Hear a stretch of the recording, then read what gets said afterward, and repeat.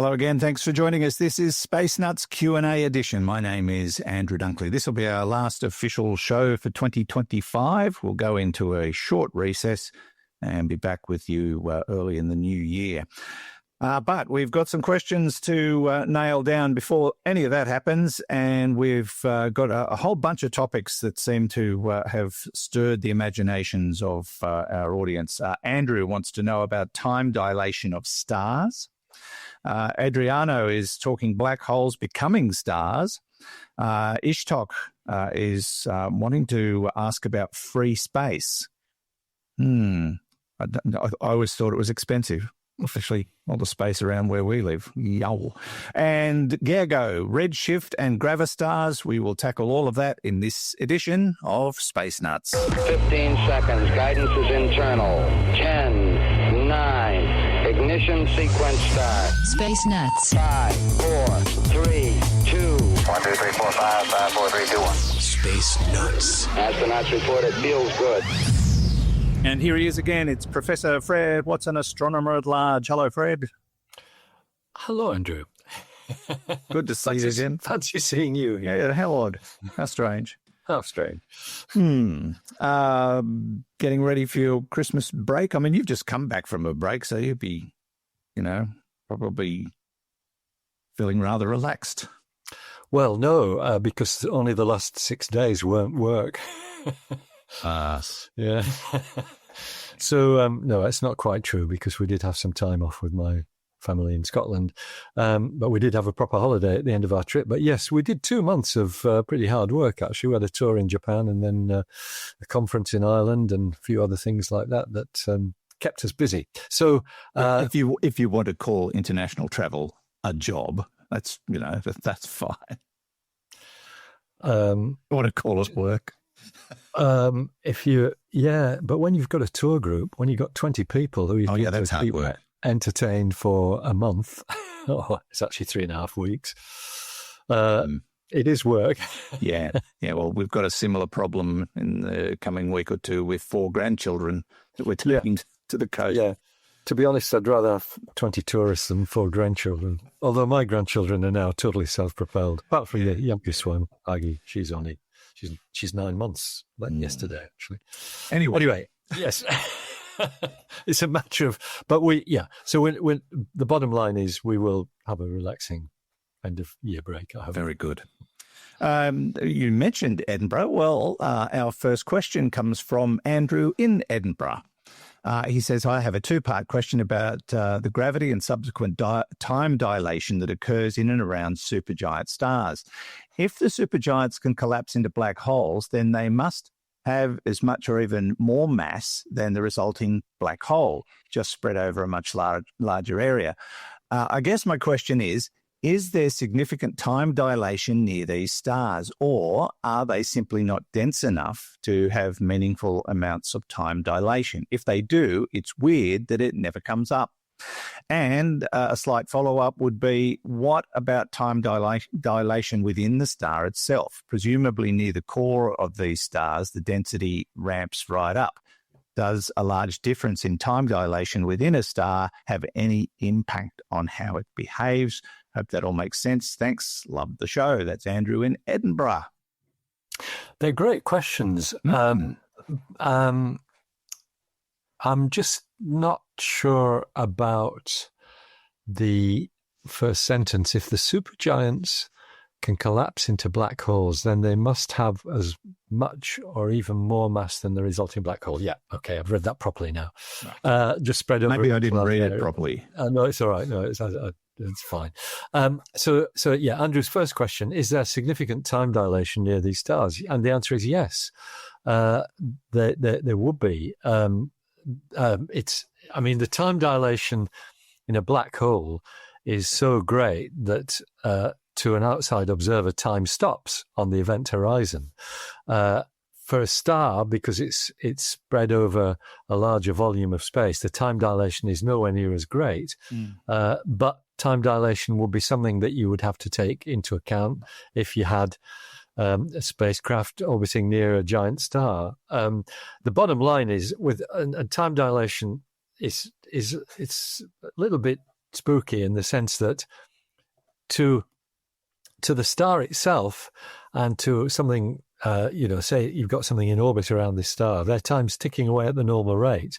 The time dilation is only what you see from the outside. So this is basically the same as we were talking about in the last episode regarding Mars. Same problem. Yes, that's right. It is the same thing. Yeah. So time ticks away normally for the star, but to watch it from the outside, you basically see time ticking away a little bit more slowly. So they would have time dilation. And Andrew's asking whether they're not simply not dense enough to have a meaningful amount of time dilation. And I don't think that's true. I think that this time dilation is significant, especially if you're looking at microseconds, as we were in the last episode. So they do. And look, you're not talking about time dilation of the kind that was depicted in Interstellar, where time kind of grinds to a halt almost. It's a more modest amount of time dilation, but it would actually happen. And Andrew's follow-up question: what about time dilation within the star itself? Presumably near the core of these stars, the density ramps right up. There's a large difference in time I'm not dilation. going in there to find out. Does a large difference in time dilation within a star have any impact on how it behaves? And there's a curious thing there, because as you get nearer the core of an object with spherical symmetry, your gravitational field gets less and less. And in fact, at the center, you wouldn't feel any gravity. And that's because everything's pulling you in the same direction all around. And I believe that time dilation will probably stop in the middle of a star. That might be right. So it's something I've never thought about before.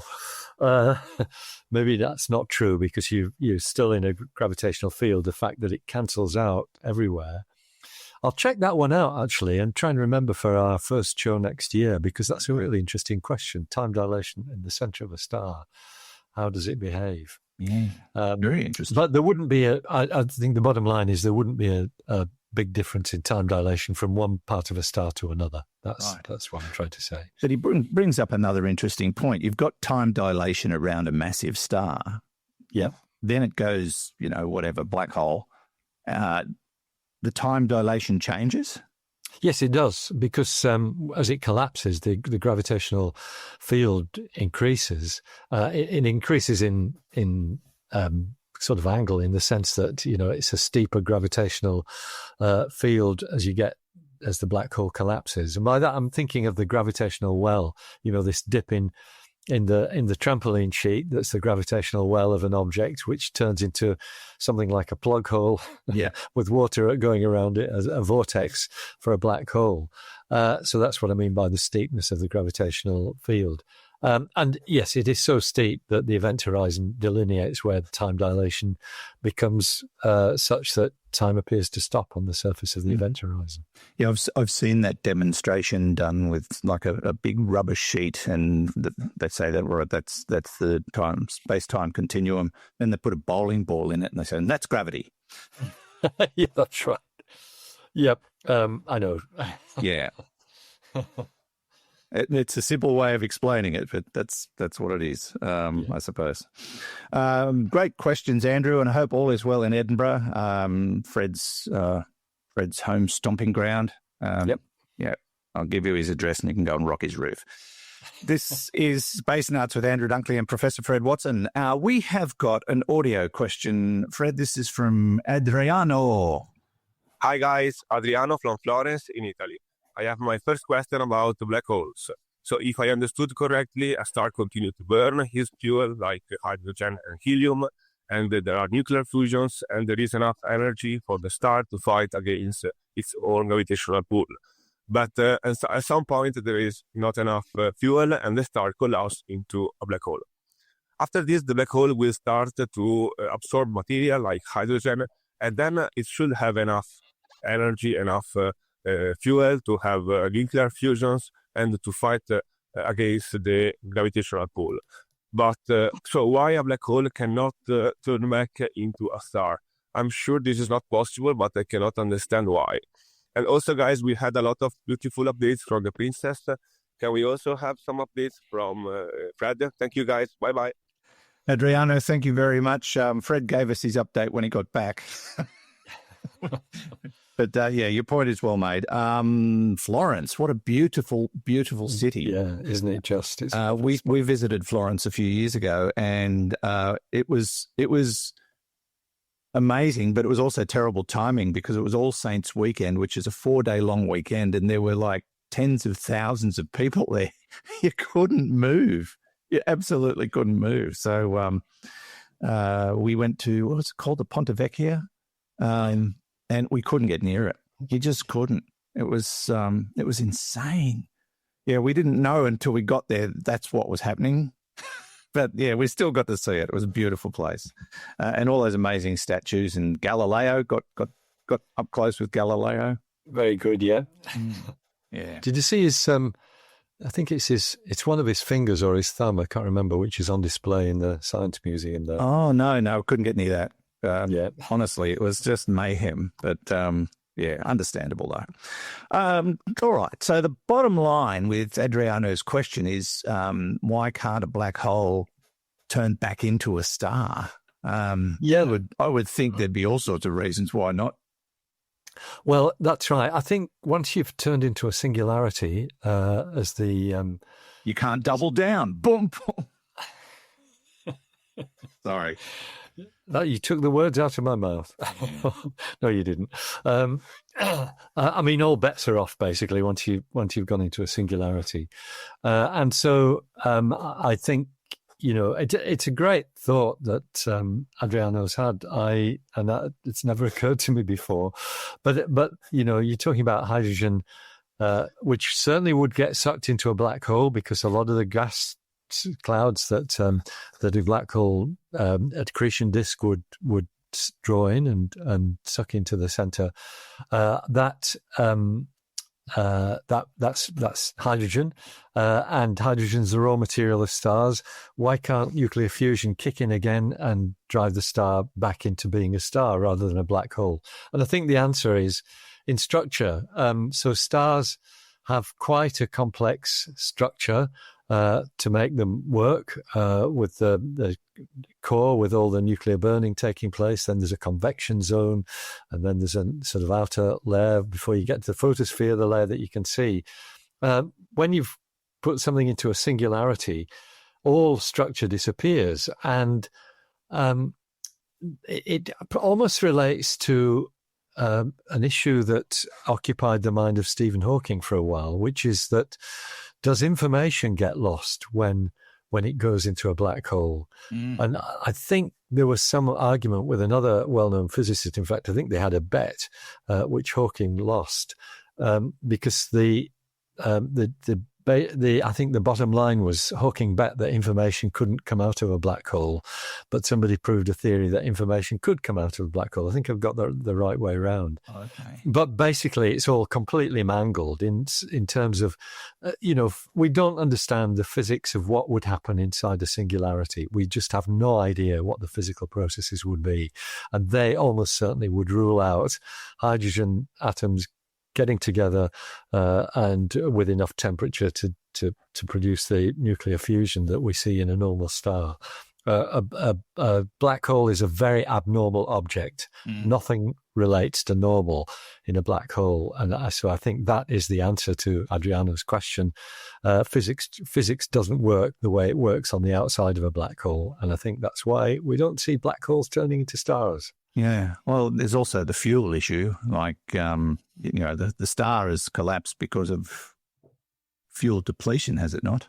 Yes, that's right. But what we're saying, and what Adriano's saying, is that among the stuff that is accreted by the black hole when it's sitting there gobbling stuff up, a lot of that is hydrogen, which is the fuel. So they're getting more fuel, but they don't any longer have the process to make it turn into something that will deliver energy. Indeed. I think that's the bottom line. I get it. Okay. Great question, though, because we've been talking black holes for I don't know how long, probably since the very beginning of the time that this podcast began. And I don't think we've ever been asked that question before. No, I think that's right. Yeah.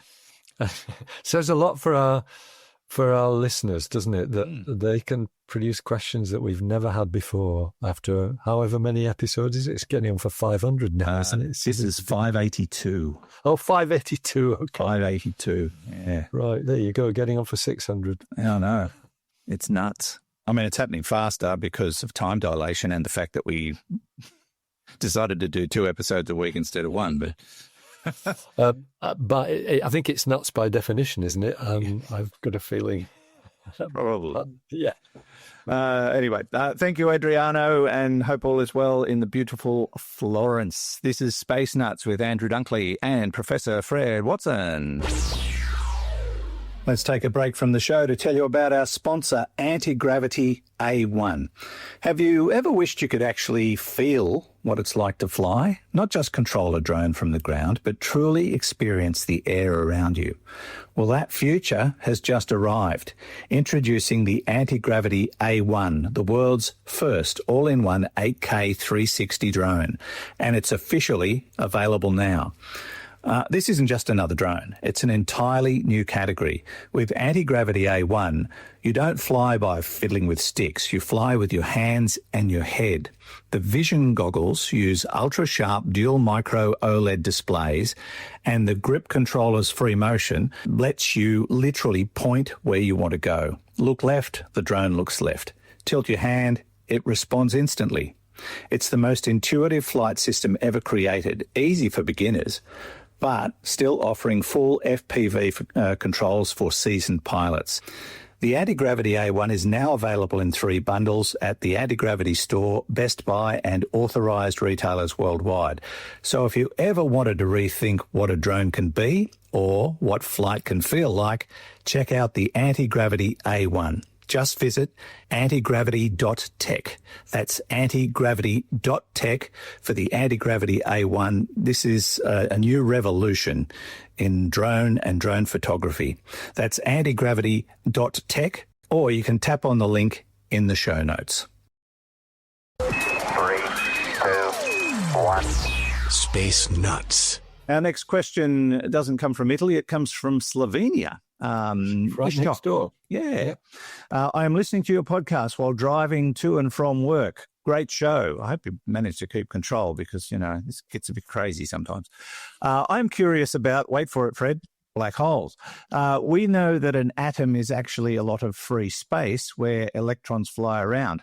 Eliminating that, we probably get a neutron star with high density. But what about a black hole? How does this work? Where is the free space that can be squeezed even further to get a black hole, get black hole material and density? And to calculate the density of the black hole, would it be a correct assumption to take the event horizon as the boundary and based on that, calculate the volume? Or is it something else? Thank you. Best regards, Ishtok. Another black hole question. Not surprising. We get a lot of them. We do, yeah. So it's a great question, and that's absolutely right. An atom is a lot of free space, empty space, with a cloud of electrons doing their quantum thing. If you collapse the space down so that only the electrons are pushing the atoms apart, you've got a white dwarf star, which is called electron degenerate. And if you get rid of the electrons, then you get a neutron star, exactly as Ishtok says, with very high density, where only the neutrons keep the thing from collapsing into a black hole. But with a black hole, the free space is basically disappeared down the black hole. And in terms of its density, you have a definition of a black hole. One of the definitions is a point in space with infinite density. So the volume is zero. See, Geordie thinks that as well. He does. Gosh, I don't know what's happening out there, but yeah. I love it. Oh, we had to hear him from for the last show of the year, didn't we? Last show of the year, that's right. In full flight. So it's a point of infinite density. So Ishtok's comment about calculating the density of the black hole, would it be a correct assumption to take the event horizon as the boundary? No, it wouldn't. The event horizon's just that imaginary point of no return. and the volume is zero. The volume of the black hole is zero, which is how the density gets infinite, because mass over volume is density. The mass is a parameter, but the volume is zero. I've no idea what's happening out there, Andrew, with Geordie, but he obviously likes this conversation. Yes, he does. He wants in. Yeah. Oh, dear. Look, I still don't get black holes. It's receding into the distance. It is. Very close. Yeah, probably chasing a snake. Yeah. Go ahead, Andrew. No, it's hard to get your head around something like a black hole having no density. No volume. No volume. So it's got no size. It's got zero dimensions. I mean, we give them names based on size, and yet it has no size. Supermassive. Yeah, well, but it's the mass. That's the thing. So the mass is defined for a black hole. It's one of the properties that they have. There's this thing called the no-hair theorem, which I like very much. Yeah. And it's about, Would they? Yeah, that's right. Which is, it's about the very few parameters that you can get from a black hole. I think it's mass, charge, and spin. I think that's all you know about a black hole. Because the volume's zero, and that's why the density is zero. Density is mass over volume, volume zero, so the density goes to infinity. But you can vary the mass, and that's why we talk about supermassive black holes and intermediate mass black holes and things of that sort. Okay. So what was the answer to the question? No. Righto. What was the question again? Hang on. Would it be correct assumption to take the event horizon as a boundary and use that to calculate the volume? No. The event horizon is an imaginary sphere that is where the thing turns black, basically, because no light can escape. Precisely. Hope that helped, Ishak. It's a great question. It is. Terrific question. Just a very difficult subject, because we just don't know a hell of a lot about black holes. They're just such a mysterious and weird object, and we're still trying to gather information about them, and they just keep throwing up these curveballs at us and not letting us in. Not that you want to go in, but you know what I mean. Yes, that's right. Yeah. Quite so. All right. Thanks, Ishtok. Time to take a break from the show to tell you about our sponsor, NordVPN. If you're online, your data is always at risk unless you take some sort of action to secure your exposure. And a virtual private network is the way to go. There are lots of hackers and trackers and unsecured networks out there that just make you an easy target. And it happens without your knowledge. It always happens very quietly and in the background. And that's what makes it so nasty. And that is also why using a trusted VPN like NordVPN is a pretty smart move. NordVPN keeps your internet connection secure and private by encrypting your data and hiding your IP address. And that means you can browse, you can stream, you can shop, you can work online without worrying about who might be watching.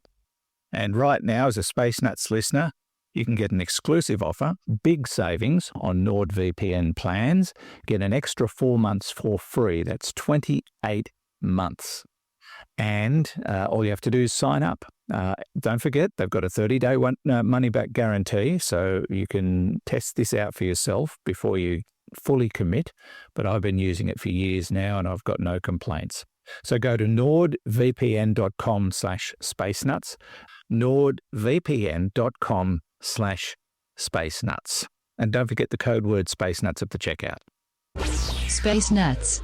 We have one more question to finish things off for 2025, and it's a real European flavour for this episode. This is Gergo. Greetings, gentlemen. Gergo from Slovakia here. I have a question about redshifting. Does it have a limit? Is there a point beyond which light cannot be stretched any further? If so, what happens if the light continues to travel through expanding space? And the second question, could you talk a bit about Gravastars? Do you think they might be real? Thank you for your time and for the great show. Bye. Thanks, Gergo. It's we've got an eclectic mix of nationalities. This Fabulous. it's terrific. Yeah, it's great. So 2 questions he's thrown into the mix. Is there a limit on redshift? Good one. So, it is a good question. I mean, so redshift as a term we define as being due to the expansion of the universe, and it's slightly different from the Doppler shift. Doppler shift is something we understand well. It's the way the light changes wavelength from a moving object. But with redshift, we're talking about space itself rather than objects moving through space. We're talking about the way space behaves. And so it's a much more fundamental thing than the Doppler shift. So in a sense, there's already a limit to redshift, but it's one that is exactly related to the age of the universe. So what I'm thinking of here is the cosmic microwave background radiation. That's the wall of radiation which corresponds to the brightness of the Big Bang fireball, which we're still seeing because as we look further into space, we look back in time. So everywhere in space, we see this wall of radiation, which is now in the microwave region of the spectrum, which is why we call it the cosmic microwave background radiation. Yeah. And so it's, if I remember rightly, that is basically the visible flash of the Big Bang, because it was basically a visible light flash. It's the visible flash redshifted by, I think, about 1,300 times. So everything in the universe that we can observe must have a redshift less than that. I think 1,300 is the number that comes into my mind. I've looked at this for a long time. But it's visible light whose waves have been stretched by that amount to give us microwaves. So it's stretched about 1,300 times, thereabouts. Now, as the universe expands and time goes on, that number will increase. Not by much, might become 1,301 or 1,305, but as time goes on, that number's increasing. So in a sense, that's a limit to redshift. Physically, though, I don't think there is a limit. You could, if you expand the universe, if you're talking about 40 billion years into the future and the universe is expanding more, yes, the cosmic microwave background is going to be the cosmic long wavelength radio background. And so the wavelength will have stretched more. So there isn't a physical limit, but there is a limit in the real universe, simply because of the age of the universe. The universe hasn't expanded for long enough for the redshift to be more than about 1,300. Right. Okay. Yeah, got it. Mm. Good. What was the other thing? Oh, Gravastars. Oh, Gravastars. Yeah, we've had questions about Gravastars before, more than once. It seems to be something that sort of captured the imagination of people that are so interested in astronomy and space science. So I suppose we should start by reminding people what a Gravistar is supposed to be, because I don't think we've ever found one. No, that's correct. I'm going to read from that font of all knowledge, Wikipedia, who I do subscribe to, despite the fact that they keep asking me for another subscription. Anyway, that's probably because I've got more than one username. Never mind. Let me read from Wikipedia. In astrophysics, a gravistar, which is a blend word of gravitational vacuum star, is an object hypothesized in a 2001 paper by Pavel O. Mazur and Emil Motola as an alternative to the black hole theory. Oh. It has the usual black hole metric outside of the horizon, and a metric is just a way of describing space, but de Sitter metric inside, and that's a different one. Don't worry about that. A typical gravistar is as big as London, but weighs 10 solar masses. Why? Yeah, so a neutron star would be about the size of London, but weigh 1 solar mass, basically. Didn't they find one in a sewer? They called it a fatberg or something. Fatberg, that's right, yeah. Which was just about to turn into a Gravastar. Yes. On the horizon, there is an ultra-thin, incredibly tight shell of entirely new, unique, exotic matter named galactic flubber. I was close. You weren't far off, that's right, which is the next thing to a fatberg, yeah. Anyway, continuing to read. This solution to the Einstein equations is stable and has no singularities, which we've just been talking about, singularities, points of zero volume. Instead, a Gravastar is filled with either dark energy or with vacuum energy, but also vacuum. Only the inside one 10 to the 44 times denser than the outside. I'm not sure how you can have a vacuum that's 10 to the 44 times denser than another one, but I'll just let that pass. Yes. As a bonus, further theoretical considerations of Gravastars include the notion of a nest star, a second Gravastar nested within the first one. So that's the technical definition. I bet you're no wiser than I am. But the bottom line is that, and I'll read again, Mazur and Matola suggest that the violent creation of a Gravastar might be an explanation for the origin of our universe and many other universes, because all the matter from a collapsing star would implode through the central hole and explode into a new dimension and expand forever, which would be consistent with the current theories regarding the Big Bang. Okay. So now that we know what it is, yeah, do you think they exist, and will we ever find one? No and no, basically. It's an alternative theory for the Big Bang, and it's certainly interesting. And I think Gregor's asked us to talk about it, and now we have. so that's perhaps doing the best we can. Yeah. Interesting. There's just one other sentence I might like to read, if I can find it. I've lost it now. Oh yeah, the new dimension that will be created in this implosion, the new dimension exerts an outward pressure on the Bose-Einstein condensate layer and prevents it from collapsing further. So the Bose-Einstein condensate, it sounds as though that's this thin crust that it's got rather than an event horizon. And the Bose-Einstein condensate is really interesting. I think we've just celebrated, is it the 30th anniversary of the first example of a Bose-Einstein condensate being produced? I think that's right. I think it's 30 years. I think it's 1995. What is it? It's a condensation of atoms at very low temperature that behave like one quantum object. That's the crucial thing. So it's almost like entanglement, Andrew, where you've got quantum particles being entangled. This is a whole bunch of stuff that is so entangled it just looks like one quantum object, and we can now create them. So that's what they're saying, that maybe this thing is made of a Bose-Einstein condensate.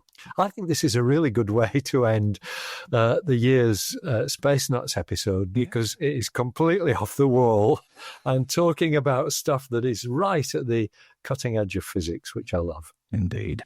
Thank you for your questions, Gergo, and hope you're well. Good to hear from you. He's sent in questions before, so it's nice to catch up. In fact, I think Ishtok has sent questions in before as well. But thank you for your questions, everybody, for contributing to this, the final episode of 2025. Keep the questions coming in, because we're coming back next year, and we'll need some fresh stuff, because we're down to the last one or two. Which I didn't use because they all came from the same source, and I like to spread the love a bit. So we'll get into those next year. But go to our website if you'd like to send a question in. Click on the AMA link at the top, and you can send text and audio questions there. As always, please remember to tell us who you are and where you're from. While you're on the website, check out how you might be able to support us through various channels, whatever you choose or don't choose to. We're not going to make you do it. You can check out the shop as well. That's another way of supporting us. and so on and so forth. I think, Andrew, while you're talking about the questions, I think we've got a pending one still from Rusty, which we should have, so we'll take it next year. Yes. I recall that, but I thought we'd sit on it till the new year because reading the question will actually take the pulp of the episode. Thank you, Andrew. Sorry to interrupt you there. That's okay. No, that's okay. I just want to say thank you to you, Fred. And I should also thank Jonty because he did a fair chunk of the show. And we also had our guest presenter, Heidi, while I was away. So thank you to Heidi for her amazing contribution because it really saved my back because there was probably no way in the world I could have recorded from a cruise ship and got away with it. But fantastic. We've got a great team, and bring on the next year of Space Nuts. And I give him a hard time every week, I do, but I've got to say thanks to Hugh in the studio for his amazing work. It's not just our podcast that he looks after. He's got a whole stable of them, and it's basically a full-time job trying to run all this. And, there's not much money in it, but there's certainly joy in putting our skills into something in our semi-retirement from radio. So, But also, without the audience, we would be nothing. So we send out our thanks. We are so grateful to have you behind us. And I do keep an eye on the audience through the Space Nuts podcast group on Facebook because they spend a lot of time there talking to each other, sharing pictures, and posing unusual questions, which occasionally we will bring up on the show. And special thanks to our sponsors. We've had a few sponsors who've been with us for quite some time now, and obviously we're doing something right if they're willing to stick with us. So very much appreciated. Thank you, Fred. Thank you, Geordie, and we'll talk to you in the new year. Sounds great. Look forward to it, Andrew, and all the very best for the festive season to you. And to you, Amani. Thank you very much. Professor Fred Watson, Astronomer at Large. And from me, Andrew Dunkley, have a great Christmas, a happy new year, and we'll see you in 2026. Until then, bye-bye. Space Nuts. You've been listening to the Space Nuts podcast. Mission complete, Houston. Available at Apple Podcasts, Spotify, iHeartRadio, or your favorite podcast player. You can also stream on demand at Bytes.com. This has been another quality podcast production from Bytes.com.